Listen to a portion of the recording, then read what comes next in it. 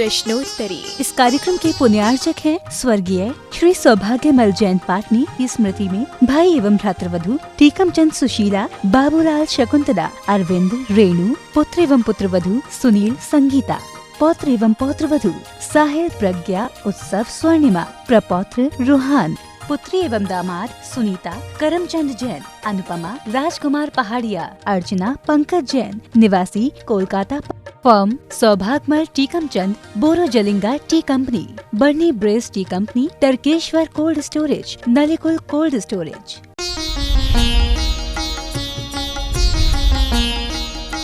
सुधा प्रश्नोत्तरी।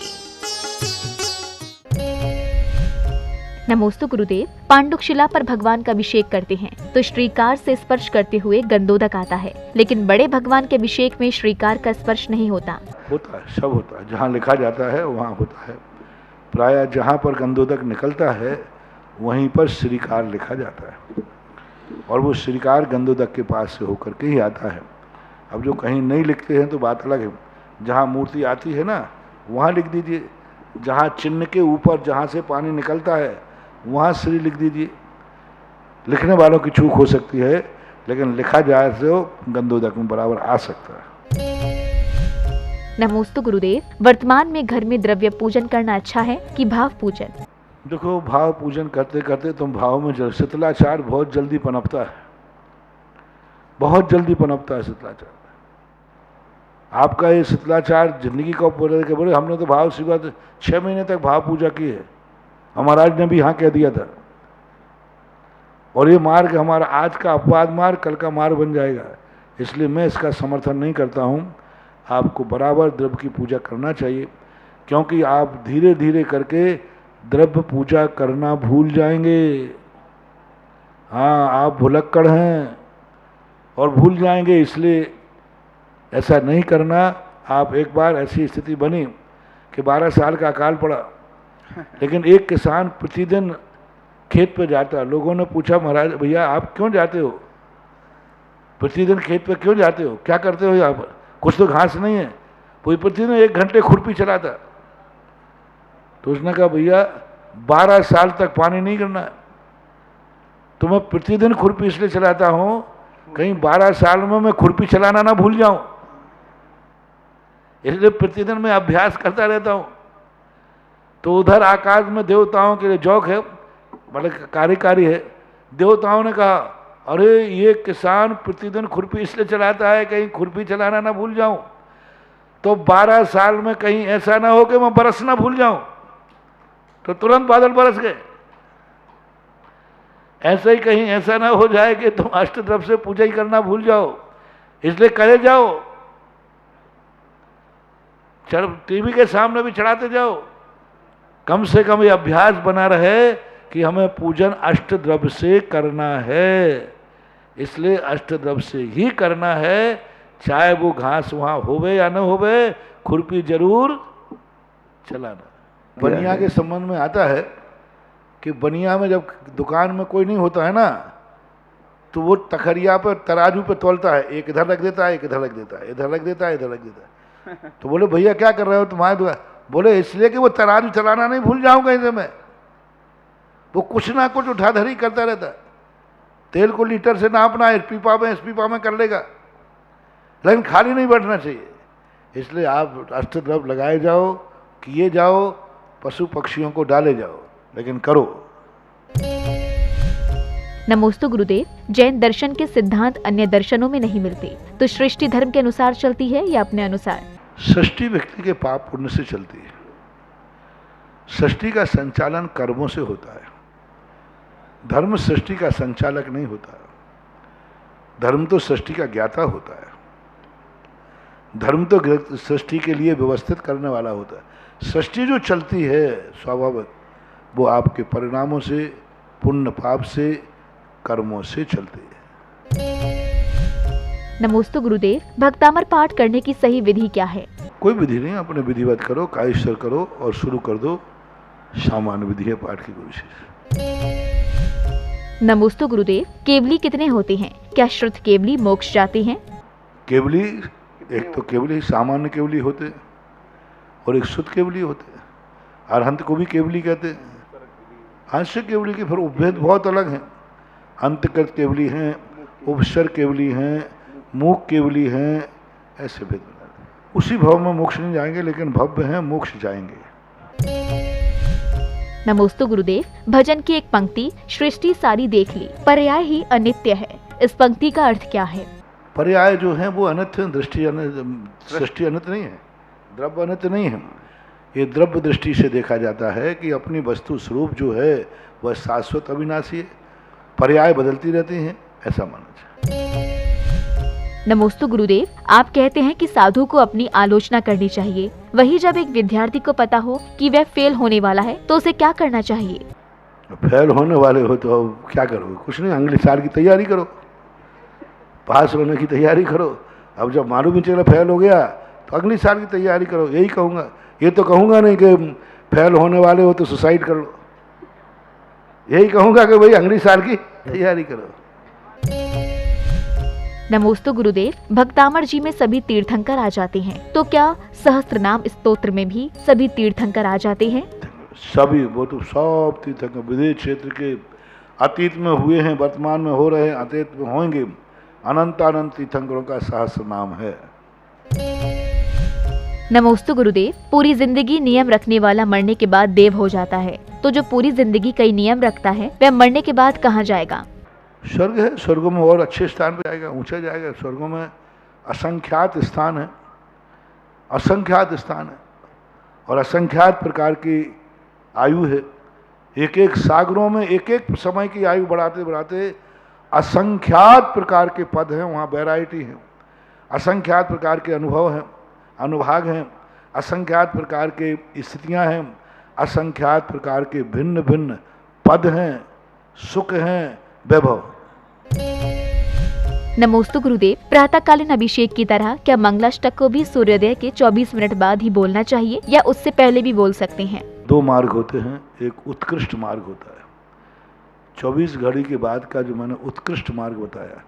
एक मध्यम मार्ग होता है सूर्य उदय के समय। एक जघन्य मार्ग होता है कि अंधेरा भी नहीं है और सूर्य उदय भी नहीं है, तब भी करते हैं। तो रात में अंधेरे में नहीं करना, लेकिन अंधेरा भी नहीं है और अभी अच्छे सूर्य उदय भी नहीं हुआ, उस समय ये जघन्य है, थर्ड क्लास का, तीसरे नंबर का है। मध्यम है सूर्य उदय होते समय, उत्कृष्ट सर्वोत्कृष्ट है 24 मिनट बाद।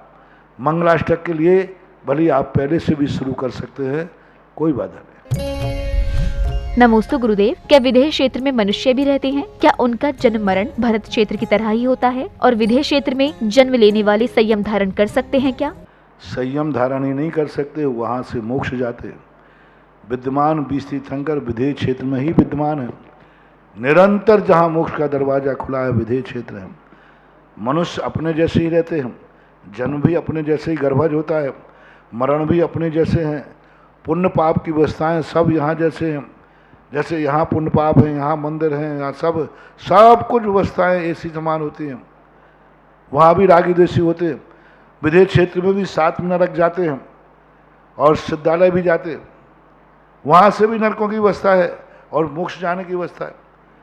उम्र में फर्क होता है, 500 धनुष की काया होती है उत्कृष्ट रूप से, एक पूर्व कोटि वर्ष की आयु होती है, लेकिन व्यवस्थाएं अपने जैसे ही हैं। जैसे यहाँ आर्यखंड में चौथे काल में आदिनाथ आदित्यनाथ आदि के समय पर जो व्यवस्थाएं थीं, वैसी ही व्यवस्थाएं वहाँ रहती हैं। खान पीन, कृषि, व्यापार, धंधा, वहाँ भी षटकर्म है, वहाँ भी खेती होती, वहाँ भी व्यापार होता, वहाँ भी सब कुछ व्यवस्थाएं, शिल्प है, वहाँ भी ऐसे ही कारखाने हैं, ऐसे ही कपड़े बनते हैं, ऐसे ही खाती काम है, वहाँ भी बाड़ई हैं, खाती हैं, वहाँ भी मकान बना रहे मिस्त्री हैं, बेलदार हैं, लेबर है, सब कुछ जो व्यवस्था है, सब कुछ वहाँ, जो कुछ यहाँ है, षट कर्म वहाँ भी हैं, षट आवश्यक वहाँ भी हैं। वहाँ कुछ विशेषताएं हैं, जैसे हमने बताया मोक्ष आदि जाते हैं, केवल ज्ञान होता है, तीर्थंकर जाते हैं, कुछ व्यवस्थाएं एक्स्ट्रा हैं, लेकिन यहाँ जो व्यवस्थाएं हैं वो तो वहाँ हैं ही। और आपके परिवार में घर गृहस्थी में भी ऐसे ही, भाई बहन, माता पिता, पति पत्नी, मामा मामी, फूफा फूफी, नाना नानी, मौसा मौसी, सब रिश्तेदार संबंध यही है, दोस्ती आदि सब यही है। वहाँ भी बरसात होती है तो लोग गोट मनाने जाते हैं, वहाँ भी मैनाल जैसे वाटरफॉल हैं, वहाँ भी लोग जाते हैं, विदेश क्षेत्र में जाते हैं, वहाँ भी सब व्यवस्थाएं यही है, सब कुछ ऐसे। नमोस्तु गुरुदेव, कुछ दिनों से मन में धर्म के विरुद्ध भाव आने लगे हैं। जितना धर्म की ओर सोचती हूँ उतने ही गलत भाव आते हैं, समाधान बताएं। तो जितने भी बुरे विचार आते हैं इनको रोको मत, रोकने से उफनेंगे। जब आपके सिगड़ी के ऊपर कोई दूध आदि रखते हो तो उफनता है, तो आप क्या करते हैं? सबसे पहला ढक्कन, जो उसके ऊपर ढक्कन लगाया ना, वो ढक्कन को हटा दे, और उबलता है तो थोड़ा सा पानी डाल देते। इसी प्रकार आप डरे नहीं, बुरे विचार आते आना, उन बुरे विचारों से कहते और कितने आना है, थोड़े विचार रुक जाए ना, अभी और आने दो ना, क्या बात हो गई। और जैसे ये बुरे विचार कुत्ते के समान होते हैं, इनसे डर के भागोगे तो ये पीछे से काट देगी, और तुम खड़े हो जाओगे तो वो कुत्ता पूछ हिलाने लग जाता है। इसलिए कभी कभी ऐसा होता है, विचारों का नकारात्मक सोच बन जाता है, तो इनके लिए आप डरो मत, आ रहे हैं आने दो, जो आ रहे हैं आने दो, क्या बात हुई। क्रिया रूप परिणत मत करना, कार्य रूप परिणत मत करना, विचार तक आते हैं आने दो, क्योंकि उनको रोकते ही तुम्हारे मन में और क्लेश हो जाता है। तुमने कहा कि रोकते ही और बढ़ जाते हैं हम, तो क्यों रोक रहे हो, आने दो, निकलने दो, गंदगी जितनी है निकल जाएगी। नमोस्तु गुरुदेव, कोई व्यक्ति शिखर जी की यात्रा पर गया, रिश्तेदारों ने दान के लिए उसे कुछ रुपए दिए, वह भूल गया और रुपए खर्च हो गए, अब वह प्रायश्चित कैसे करे? सबसे पहले रिश्तेदारों को उनको बताएं, खर्च होगा उनके पैसे वापस करें, उनको देना चाहिए और उनसे क्षमा मांगना चाहिए। नमोस्तु गुरुदेव, ऋषभदेव जैसे तीर्थंकर को आहार ग्रहण करने की क्या जरूरत थी? जब 6 माह तक आहार नहीं मिलना था तो फिर वह आहार के लिए क्यों घूमे? इसके संबंध में 2 प्रसंग मिलते हैं। पूज्यवर जिनसेन स्वामी हरिवंश पुराण के अंदर कहते हैं कि मुनिचर्या का प्रदर्शन करने के लिए, मार्ग का प्रदर्शन करने के लिए उनको आहार को उठना जरूरी है। दूसरा प्रसंग मिलता है कि शरीर की जो प्राण हैं, वो प्राणों की स्थिति जिस कारण से बनती है उस कारण को स्वीकार करना ही पड़ेगा। भले उनका अकाल में मरण नहीं है, वो मरेंगे नहीं, लेकिन प्राणों के लिए जो औदारिक शरीर के लिए शरीर चाहिए है वो देना ही पड़ेगा। इसलिए अन्न जो है, आहार जो है, ये औदारिक शरीर का साधन है, तो इसलिए उनको भी देना पड़ा। और इस बात के लिए भी है कि देखो संसार के नियम भगवान पर भी लागू होते हैं, उनको भी वह प्रोसेस अपनाना पड़ती है, भले वो भगवान क्यों ना हो। नमोस्तु गुरुदेव, श्री समेत शिखर जी सिद्ध क्षेत्र है, फिर भी वहाँ गरीबी और लाचारी क्यों है? क्योंकि वहाँ गलत कार्य कितने हो रहे हैं। उन क्षेत्रों की जो मर्यादा थी आज कहाँ रही। उन क्षेत्रों के लिए जो स्थान बनने थे, उस स्थान की स्थितियाँ देखो क्या है। क्या होता है, पवित्र स्थान पर जब गलत कार्य होता है तो वो उजाड़ता है, वो वहाँ से हटाता है। सबसे ज़्यादा इसलिए हटाता है क्योंकि वो जानता है कि अब ये पंचम काल आने वाला है, यहाँ रहेंगे तो लोग गलत कार्य करेंगे। आज गंगा किनारे बसने वाले लोग गंगा को बर्बाद कर दिया, गंगा को गंदा कर दिया। गंगा किनारे बसने वाले, तो गंगा सोच रही है कि इनको हटाओ यहाँ से। ऐसे ही पवित्र क्षेत्र होते हैं कि ये जनता जितनी यहाँ बढ़ेगी इतना ये अपवित्र करेंगे। इसका तरीका है कि यहाँ से इनको हटाया जाए। और ये हटेंगे कब? जब यहाँ धंधा पानी नहीं होगा। हटेंगे कब? जब यहाँ गरीबी होगी। हटेंगे कब? जब ये परेशान होंगे। इस कारण से उस क्षेत्र की पवित्रता बनी रहे, इसलिए इन क्षेत्रों के में इस प्रकार की विपरीतताएं देखने में आती हैं। ये अपनी सुरक्षा का एक प्रकार का पृथ्वी का एक नेचुरल प्रोसेस है। नमोस्तु गुरुदेव, अनुदय और बंद विशुद्धि में क्या अंतर है? बाल तप को देवायु का कारण क्यों माना गया? पहली बात तो है कि आप करुणानिधि पुरुष का पहले मैं ग्रंथ रखूं, तो आप जिज्ञासा पूछना चाहते हैं कि हमसे पढ़ना चाहते हैं? जिज्ञासा तो आप बिना विषय कर देना, मैं दे दूंगा। रही बात उन दीपिकाओं की, वो ग्रंथ उपलब्ध पंडित जी के हैं, शायद कैलाश चंद्र जी साहब के हैं करनान दीपिका वगैरह। मैंने तो उनका नाम, क्योंकि हम तो मूल ग्रंथ आचार्यों के पढ़ते हैं और मूल ग्रंथों से ही अध्ययन करते हैं। ये जो पंडितों आदि के हैं इनको तो बहुत कम क्वचित कर जाता। आप लोग प्रश्न करते हो तो भली उसका है। दूसरा, अनुदय और बंद विच्छुत्ति दोनों में बहुत अंतर है। बंध रुक जाना अलग प्रक्रिया है कि आगे उनका नया बंध नहीं होगा। अनुदय यानी पूर्व में बंधा हुआ कर्म अपने स्वयंमुख से उदय में नहीं आ रहा है। अनुदय के दो रूप हैं, एक स्तूप संक्रमण परमुख से उदय में आना, और एक अंदर सत्ता में ही पर रूप संक्रमण हो जाना और संक्रमणित होके आना, ये दो। और दूसरा प्रश्न क्या था? बाल तप देवायु का, क्योंकि बाल तप वाला भी मंद कसाई होता है ना, लेस्या उसकी शुभ होती है, मिथ्या दृष्टि की भी 6 लेस्याएं होती हैं। गत्या गति जो है लेस्याओं के ऊपर आश्रित है, तो मंद कसाई होता है, लेस्याएं उसकी शुभ होती हैं, तेजो लेस्या आदि होती हैं, इसलिए उसकी देवगति बनती है। नमोस्तु गुरुदेव। अधर्म द्रव्य का कार्य जीव को ठहराने में होता है, तो मकान, कुर्सी आदि जो रोकते हैं, तो ये अधर्म द्रव्य के कार्य है क्या? अधर्म द्रव्य रोकता नहीं है, हम रुकते हैं तो वो सहयोग करता है। कितनी अच्छी बात पूज्यवर नेमीचंद महाराज ने कही, चलने वाले को रोकता नहीं है। चलने वाला यदि रुकना चाहे तो वह सहयोग करता है। तो धर्म द्रव्य के कारण नहीं रुके हैं, ये रुके हैं तो धर्म द्रव्य इनका सहयोग कर रहा है। पटरी चलती है, पटरी गाड़ी को नहीं चलाती, गाड़ी चलती है तो पटरी सहयोग कर रही है, तो ये उदासीन कारण कहलाते हैं, ये उपकार है।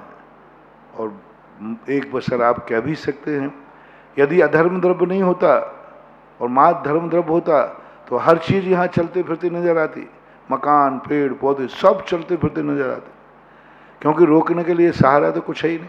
अधर्म द्रव्य भी रुके हैं तो अधर्म द्रव्य सहयोग कर रहा है, कारण नहीं। यदि अधर्म द्रव्य को कारण मानेंगे तो प्रेरक कारण हो जाएगा।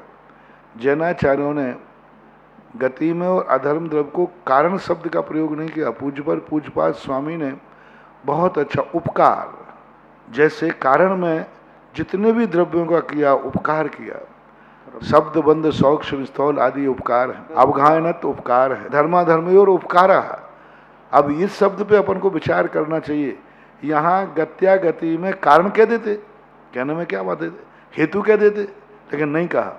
धर्माधर्म उपकारा, इनके उपकार हैं, तो उपकार और कारण में अंतर होता है, ऐसा मानना चाहिए।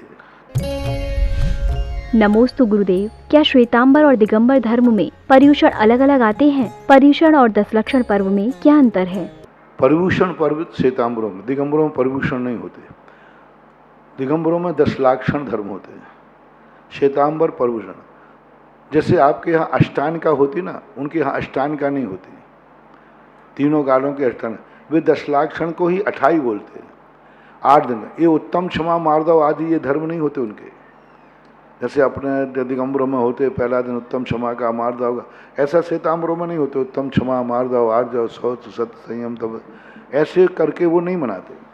आप तो सीधी मानो 28 जैसे हैं इनके पर्युषण पर। जैसे दिगंबरों में अष्टांगिका हैं, वैसे ही इनके भगवान के यहाँ पूजा होती है, पाठ होते हैं, व्रत उपवास होते हैं, करते हैं वो सब पर, लेकिन वो 28 के रूप में उनके यहाँ हैं, दशलाक्षण पर्व के रूप में नहीं। उनके अभी दशलाक्षण पर्युषण पर्व 8 दिन के चालू हो चुके, और वो चौथ को जैसे खत्म हो जाएंगे, पंचमी से दिगंबरों के चालू होंगे। इनका नाम दशलाक्षण धर्म है।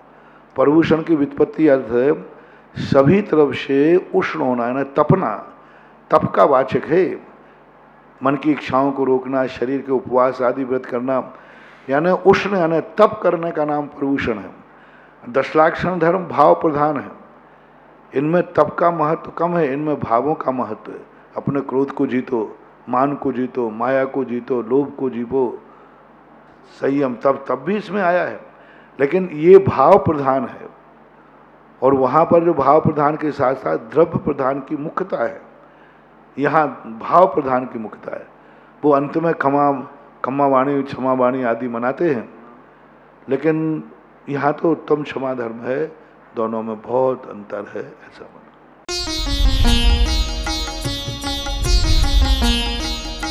सुधा प्रश्नोत्तरी।